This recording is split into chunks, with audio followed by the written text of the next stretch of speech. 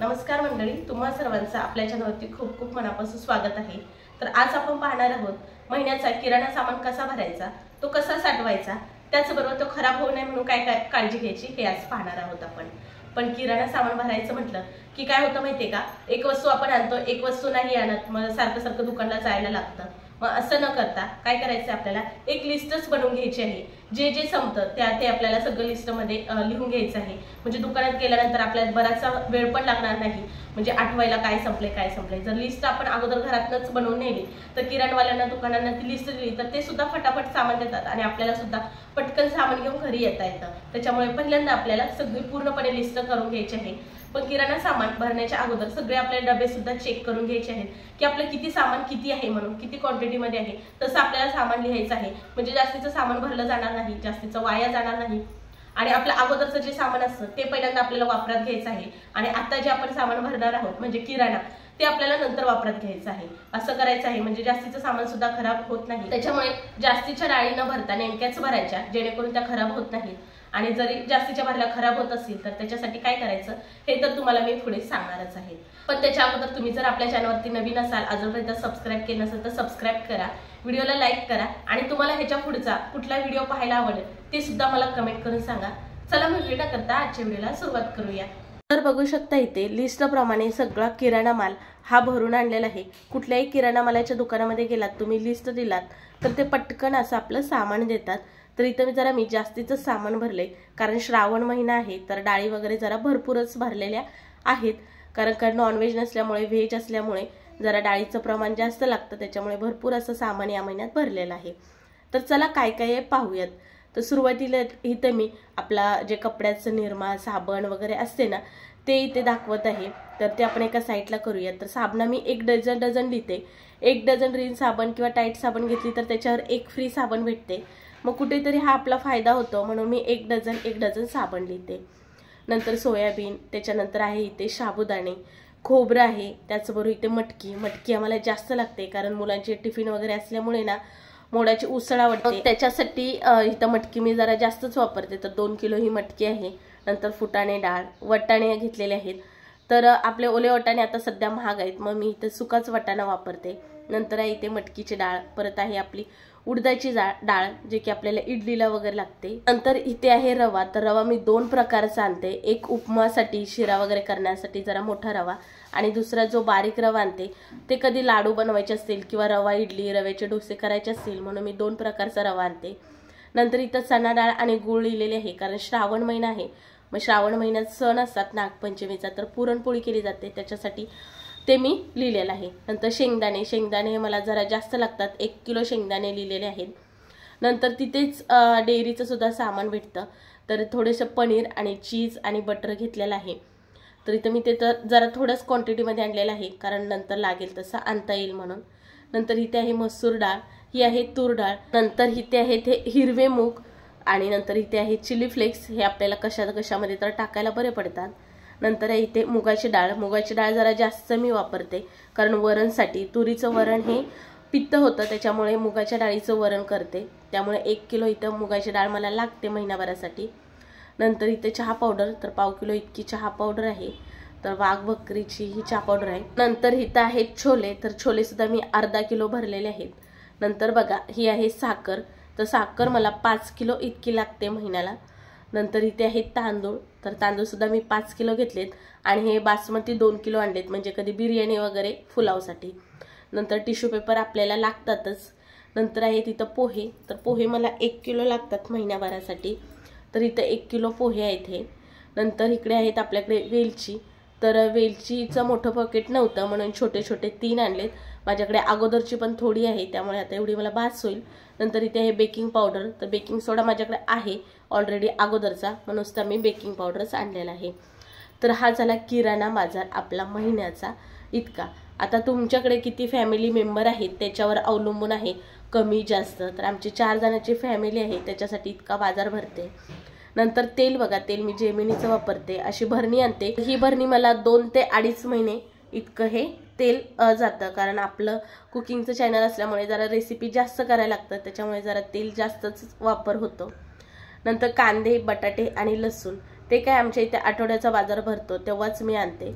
तर आता किराणा बाजाराच्या इथूनच मी सध्याला तरी घेऊन आलेले आहे। नंतर तुम्ही म्हणायला गेलात तर गहू ज्वारी हे माझं वर्षाचं असतं, ह्याचे व्हिडिओ माझ्या कुकिंग चॅनलवरती अपलोड आहेत। वर्षभरासाठी साठवणूक कशी करून ठेवायची ते तुम्ही बघून घेऊ शकता। त्यामुळे इथे ज्वारी मी गहू भरलेले तुम्हाला दाखवलेले नाही। भरलेला किराणा माल कसा साठवून ठेवायचा ते पाहूयात। तर सुरुवातीला इथे मी वेलची भरत आहे। तर इथे मी स्टीलचे 2 डबे केले छोटे छोटे, एक अख्खी वेलची ठेवण्यासाठी आणि एक वेलची पावडरसाठी। तर बघा अगोदरची जी वेलची होती ती मी वरती ठेवली आणि अगोदर आता आणलेली जी वेलची होती ती खाली भरून घेतली। नंतर बघा इथे मी डबे घासले होते, तर डबे घासण्याच्या अगोदर इथे वाटीमध्ये मी वेलची पावडर काढून ठेवली। तर ती वेलची पावडर ह्या डब्यामध्ये घालून डबा पॅक करून घेतला आणि इथे आपले हे 2 डबे तयार झाले। नंतर पोहे कसे आपल्याला भरायचे आहेत माहिती आहे का? तर पोहे चाळून घ्यायचे आहेत आपल्याला, मगच डब्यामध्ये भरून ठेवायचे आहेत। कारण सकाळी घाई गडबडीच्या वेळेस बघा आपल्याला वेळ नसतो तितकासा पोहे चाळायला, तर हे अगोदरच पूर्वतयारी करून ठेवायची। जर पोहे चाळून ठेवलेले असतील तर आपल्याला पटकन घेऊन ते करायला बरे पडतात, तिथे आपला वेळ जात नाही। मग एखाद्या आपल्याला स्वच्छ कोरड्या डब्यामध्ये हे पोहे भरायचे आहेत। किराणा सामान भरायच्या अगोदर सगळे डबे क्लीन करून म्हणजेच की घासून सुकून पुसून ठेवायचे, मग म्हणजे आपल्याला हे किराणा सामान भरायला त्याच्यामध्ये बरा पडतो। तर आता सगळे पोहे इथे चाळून मी अशा प्रकारे भरलेले आहेत। तर बघा 1 किलोची भरणी आहे, बरोबर असे सगळे 1 किलो पोहे भरलेले आहेत। तर आता आपण ही भरणी बाजूला ठेवूयात। आता डाळी कसे साठवायच्या बघा। तर डाळी ह्या खराब होतात, म्हणजेच की जाळी होते किंवा म्हशी किडा होतो, बरोबर ना? तर आता तुम्हाला 2 टिप्स सांगणार आहेत, म्हणजेच की आपल्या ह्या डाळी खराब होऊ नये। तर आता इथे मुगाची डाळ स्वच्छ कोरड्या भरणीमध्ये भरून घेतले। आता ह्याला खराब होऊ नये म्हणून काय करायचं माहितीये का? 1 पाव चमच इतकी आपल्याला ह्याच्यामध्ये हळद घालायची आहे आणि मग छान असं मिक्स करून घ्यायचं आहे। किंवा तुम्ही ताटामध्ये ही डाळ काढून हळद लावून चोळून घेतलात तरी सुद्धा चालेल, पण ती बरीचशी अशी हाताला लागते, त्याच्यामुळे मी डब्यात घालून हळद अशा प्रकारे हलवते, म्हणजे सगळीकडे ही हळद डब्यामध्ये पसरली जाते आणि आपल्या डाळीला लागते, म्हणजेच की आपली डाळ ह्याच्यामुळे खराब होणार नाही। ही झाली आता पहिली पद्धत। आता दुसरी पद्धत डाळ खराब होऊ नये म्हणून काय करायचं, डाळ जी असते ती परातीमध्ये ओतून घ्यायची आणि एरंडेल जे तेल असतं ते हातावर घ्यायचं आणि त्या डाळीला चोळून घ्यायचं। ह्यामुळे ना आपल्या डाळीला कीड लागत नाही, पण मला तसं आवडत नाही, म्हणजे की एरंडेलचा जरा उग्र वास येत असतो। काही जण असं लावतात म्हणून मी तुम्हाला इथे सांगितलं।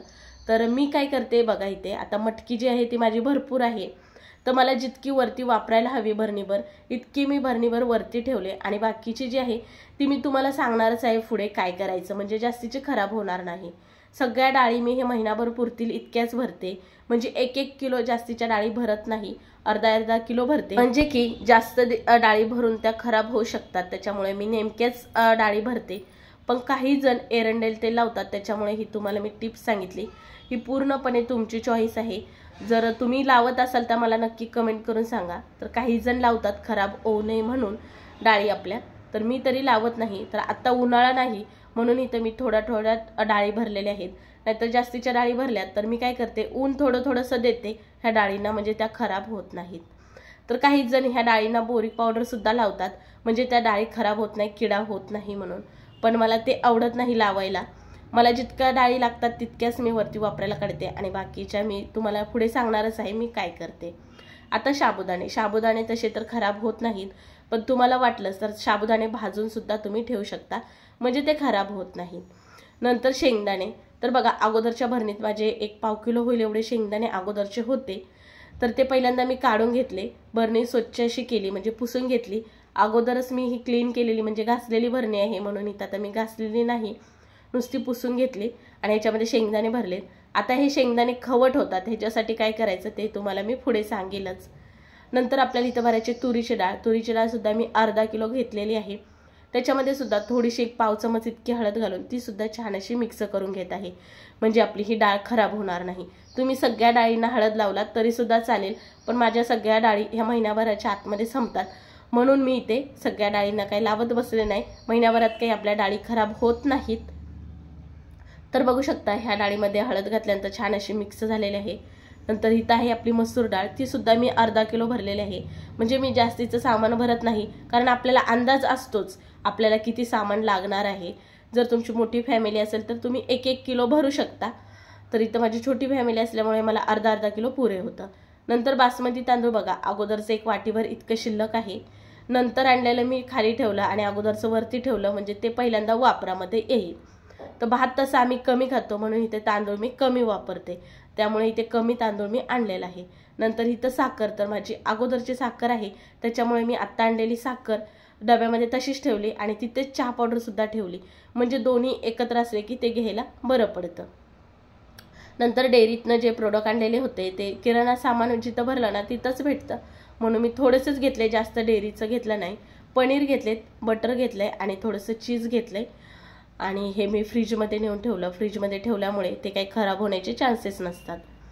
नंतर बघा जेवढं सामान भरलं तेवढे मी डबे इथे असे लावून घेतलेत कपाटामध्ये. तर अशा पद्धतीने आपल्याला महिन्याचा किराणा बाजार भरल्यानंतर स्वच्छ भरण्यामध्ये कोरडी भरणी असं भरून ठेवायचं आहे, म्हणजे ते जास्तीचं खराब होत नाही.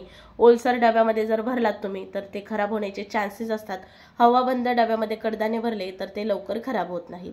तर तुम्हाला सांगितलं होतं मी जे न लागणारे एक्स्ट्राचे कडधान्य आहे ते कसे ठेवते बघा.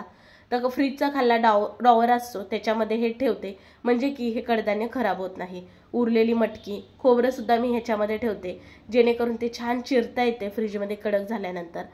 तर बघा अगोदरचं पण माझं तेवढं खोबरं आहे. नंतर ज्या मला न लागणाऱ्या डाळी आहेत त्यासुद्धा मी फ्रीजच्या डॉवरमध्ये ठेवलेल्या आहेत. नंतर बघा जिरे आणि मोहरी, तर इथं मी डब्यामध्ये जिरे आणि मोहरी भरलेली आहे. तर हळद म्हणाला तर मी किराणा सामानामध्ये हळद लिहिलेली नाही, कारण ती मी वर्षाची एकदाच करते. तुम्ही किराणा सामान भरताना तेव्हाच लिस्टमध्ये हळद लिहू शकता. नंतर उरलेली जी जिरे आणि राई असते ते बघा मी इथे छोट्या छोट्या ह्या डब्यांमध्ये भरून घेते, म्हणजे मसाल्याच्या डब्यांमधली जर संपले जिरे आणि राई तर ह्या डब्यातली त्याच्यामध्ये ओतून ठेवते. तर ह्याच्यामध्ये अशा प्रकारे घातल्यामुळे खराब होत नाही. तरी तुम्ही असे जिरे आणि मोहरीला छोटे छोटे छान असे डबे केलेले आहेत. तर हे लिस्टप्रमाणे सगळं सामान आणलं तर ह्यातलं काहीच विसरत नाही. तर आता बघा खराब होण्याचे कुठल्या कुठल्या वस्तू असतात. एक तर रवा, रव्याला काय काय होतं माहिती आहे का, जाळी होते. तर इथं बघा हा माझा बारीक रवा आहे, तर तो मी रवा बाजूला ठेवते, म्हणजे त्या रव्याला काहीच करत नाही, फ्रीजच्या डॉवरमध्ये ठेवणार आहे.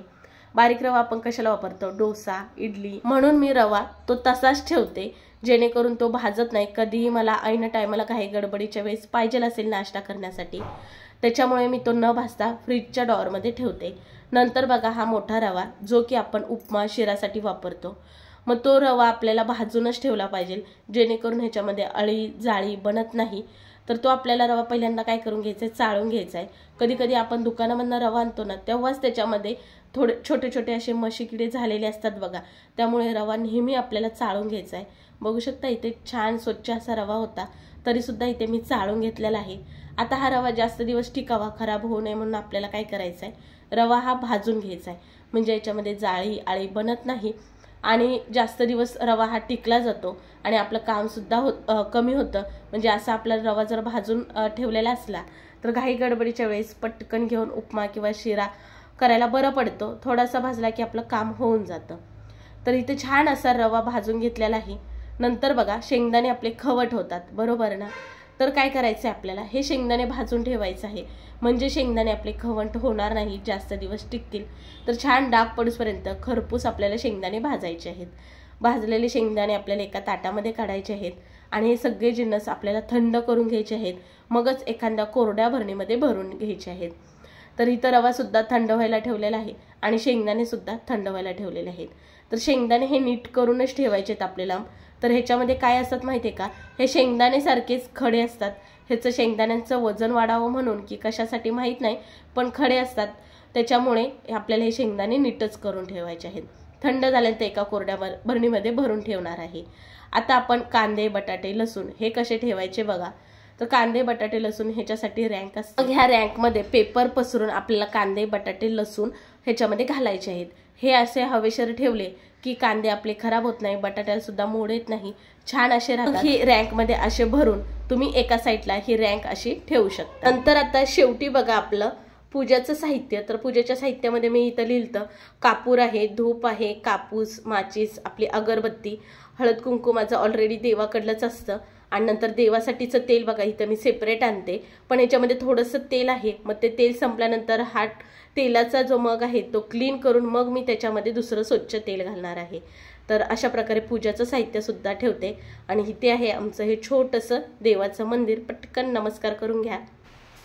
मग कसा वाटला आजचा व्हिडिओ तुम्हाला सामान भरण्यापासून सामान साठवून ठेवण्यापर्यंत अगदी सामान खराब होऊ नये म्हणून काय काळजी घ्यायची ह्याच्या भरपूर अशा मी टिप्स सांगितलेले असतील, जे की मी साबण आणि निरमा असे आपले किरकोळ प्रोडक्ट असेल ते सांगितले नाही, कारण ते काही खराब होण्याचे जिन्नस नाही। बाकीचे मी भरपूर अशा टिप्स सांगितलेल्या आहेत।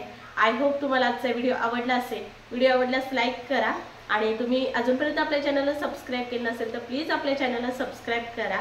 व्हिडिओ जास्तीत जास्त लोकांपर्यंत शेअर करा तुमच्या मित्र मैत्रिणी परिवारामध्ये। तुम्हाला ह्याच्यानंतर कुठला व्हिडिओ पाहायला आवडेल ते सुद्धा मला कमेंट करून सांगा, म्हणजे मी पुन्हा नक्की घेऊन येण्याचा प्रयत्न करेल। आज पुरतं आपण इतकंच, पुन्हा भेटू नवीन एका व्हिडिओमध्ये। तोपर्यंत बाय बाय।